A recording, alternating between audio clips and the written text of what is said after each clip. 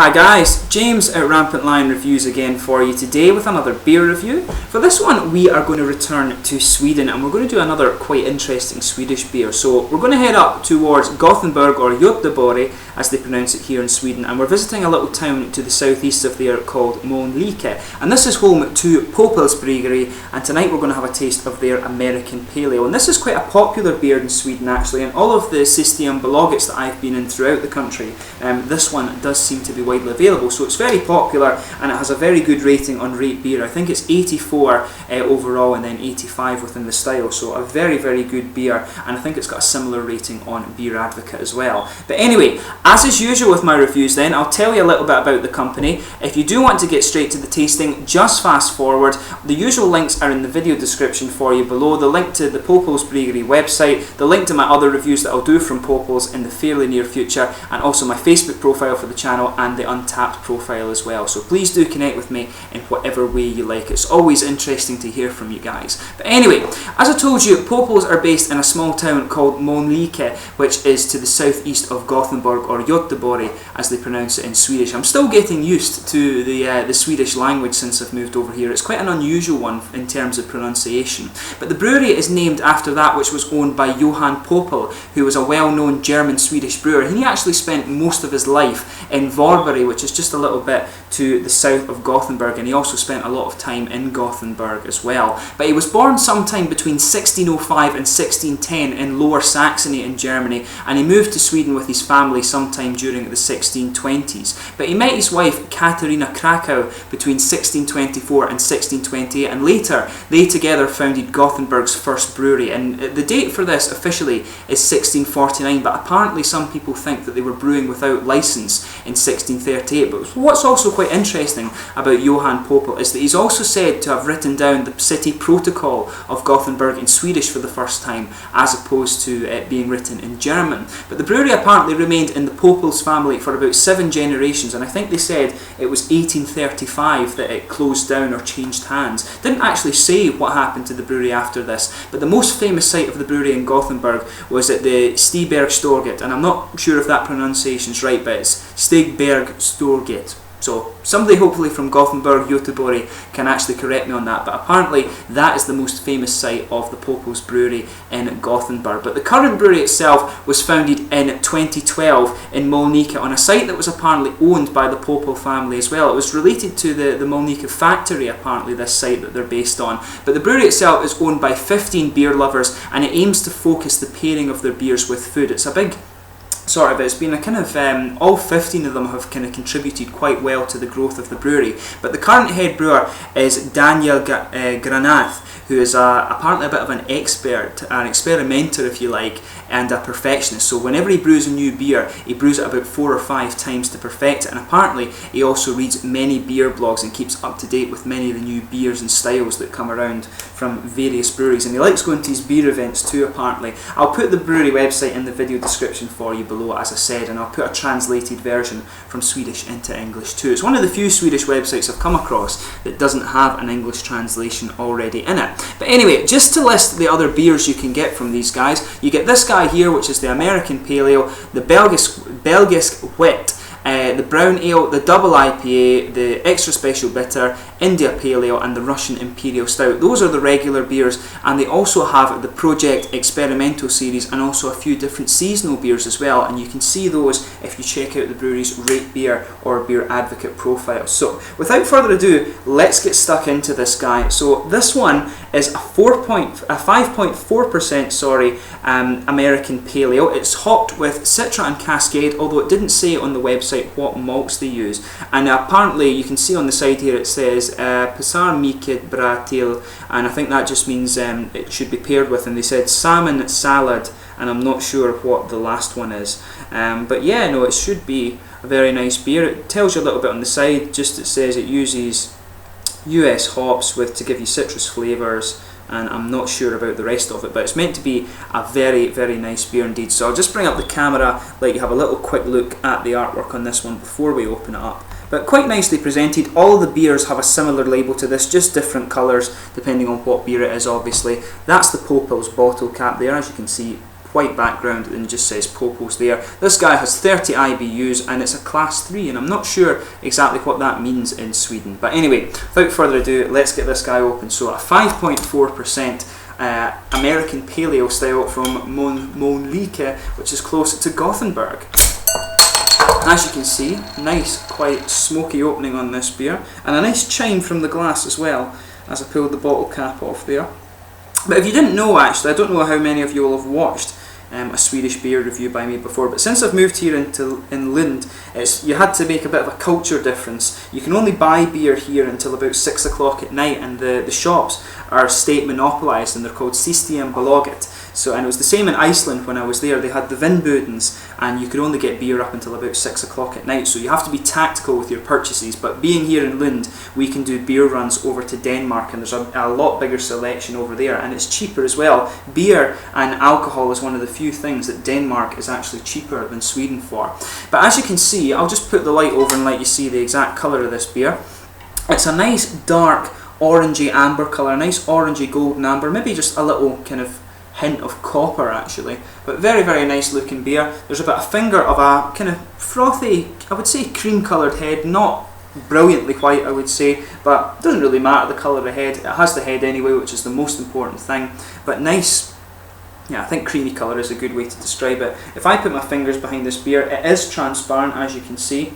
Not sure how well you can see that, but I can see my fingers putting it like this, so it is transparent, not hazy at all. There's one or two big bubbles just sticking towards the side of the glass at the bottom, but quite a few little ones just going up towards the top.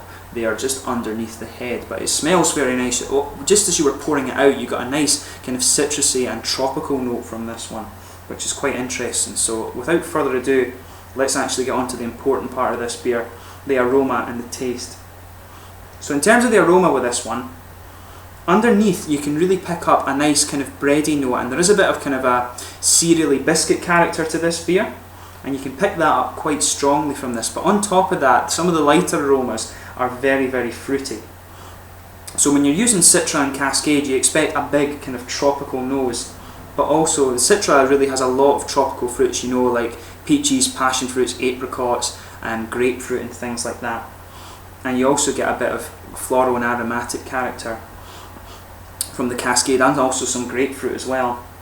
So you can pick up just a little bit of grapefruit in this, but it's actually mainly focusing towards the other fruits. Not so much peaches, but you can definitely pick up sort of apricots and pineapples. There is just a little bit of peach in there, I would say. I've gotten quite good at smelling these fruits since I started making my own fruit juices, because I really enjoy fruit juice. But yeah, definite, I really want to see apricots in there, some pineapple. There's almost maybe a little bit of lychee kind of thing going on in there too, which is another fruit you'll get from the Cascade hop, but there is a nice juicy apricotty, lychee, sort of pineapple sweetness in there. Maybe some passion fruit as well actually. The grapefruit is quite in the background, but you can pick up a little bit of a grassy hop and kind of florally aromatic, but the floral and aromatic again is quite in the background. It is more of a nice kind of light sweet tropical fruit, as I say, sort of passion fruit, apricots, peaches, maybe a bit of lychee or something like that in there. So a very nice smelling beer. As I always say, take a little bit of a whiff of it before you drink it. But without further ado, let's get stuck into this beer. So this is the American Pale Ale from Poppels Bryggeri in Mölnlycke, which is close to Gothenburg, just to the southeast. Skål!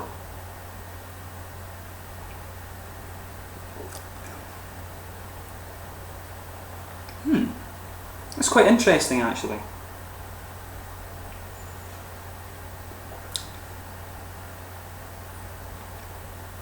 Yeah, there's a lot of fruity character coming out in this beer, but you just have to let your palate adjust to it.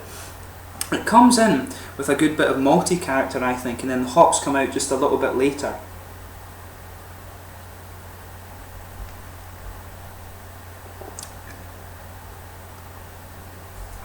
So I would say, in the middle of the palate you get a nice sort of light bready blanket across the middle of your tongue. There is a bit of caramel sweetness that just goes right down the middle of the palate, and as you move a bit further outwards you're getting a sort of cereally or sort of slightly syrupy, biscuity sweetness to this beer. There is the grainy character and it is a little bit dry in the middle of the tongue there, so the malt base is quite nice for the American Pale Ale style.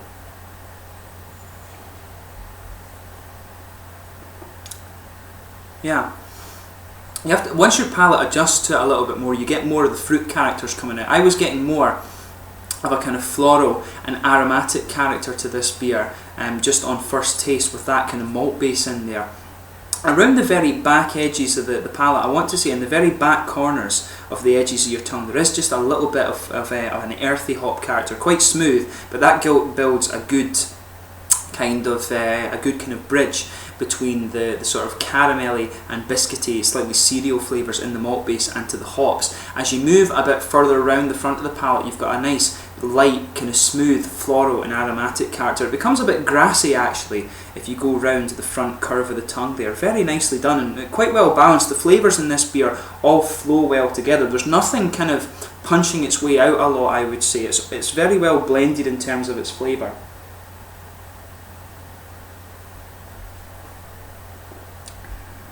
Yeah, it is very smooth this. It has all of the flavours, but it's interesting in the regard just of how well they blend together. And there's a lot of IPAs can be very forward on the pine resins or on the aromatic character, or indeed on the tropical fruit or the citrus character. This guy just blends together very nicely, and it's a very easy drinking American Pale Ale actually. The American Pale Ale, obviously, when people are using Citra and Cascade and all of these sort of things, you can expect it to be a bit punchy in the fruit and the pine raisins and things, but this guy is very well blended with its flavour.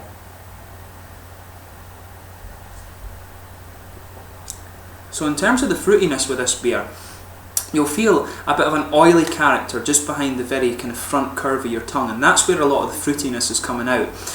This one is more forward on the tropical fruit, I would say, and like I was picking up from the aroma, it comes across as being a little bit more sort of passion fruit or papaya or kind of apricot-y actually. It's not really grapefruit that's punching its way out on this one. There is maybe just a little bit of citrusy character in the background there, and you get a wee bit of a kind of juicy character from the citrusy side of things, but it is more forward on the tropical fruit flavours.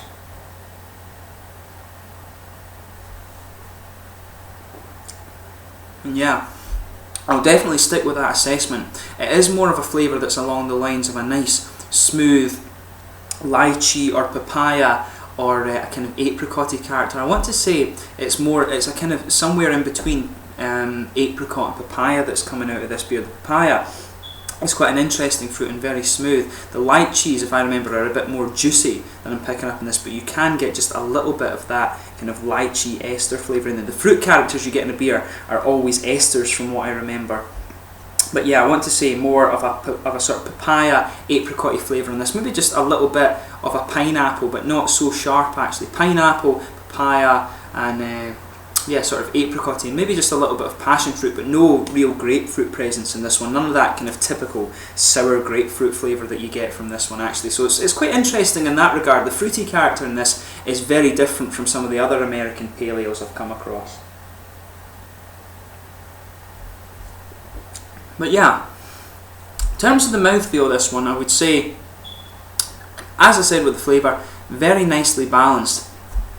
It's got a nice kind of, it's got quite an earthy character, as I said, at the back of the palate, and that's the driest part of the hop character. The grassy and floral aromatic-y character isn't the most dry. You do have a little bit of a dryness on the very front curve of the tongue, and in the middle of the palate you've got a little bit of a malty sweetness there and a bit of cereally character dryness, a sort of biscuity sweetness coming out of this beer. So it's quite interesting. It is, I would say, it is more forward on the kind of florally and floral and slightly earthy characteristics, floral, earthy, grassy hops, than it is on the fruit. The fruit's just a kind of nice mild thing in the background in this one.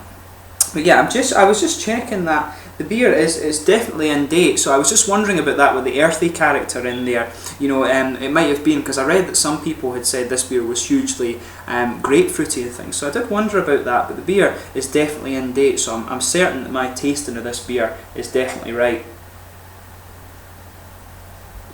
But yeah, it's mid-bodied, it's got a nice oily mouthfeel to it, and I would say the carbonation is quite smooth. So overall, this is a really quite interesting American Pale Ale style beer. As I said, the fruity characteristics in this are very different from the other ones you'll come across, and the flavours blend together really well in this. Nothing is trying to punch its weight above any of the other ones, so you've got a whole host of flavours in this beer. The tropical fruits are very interesting. As I said, more of a kind of apricot, mango, papaya, maybe a bit of lychee and pineapple, that and passion fruit, that sort of thing going on in this beer, rather than the really kind of punchy grapefruit and piney resin things that you can sometimes get from these American Pale Ales. Just a little bit of citrus as well, but a nice smooth, grassy and aromatic character from this beer, and a nice interesting malt base. All the flavours blend together really well. So overall, it's an American Pale Ale that's very different to anything else I've come across, and so it really is worth a look if you get the chance.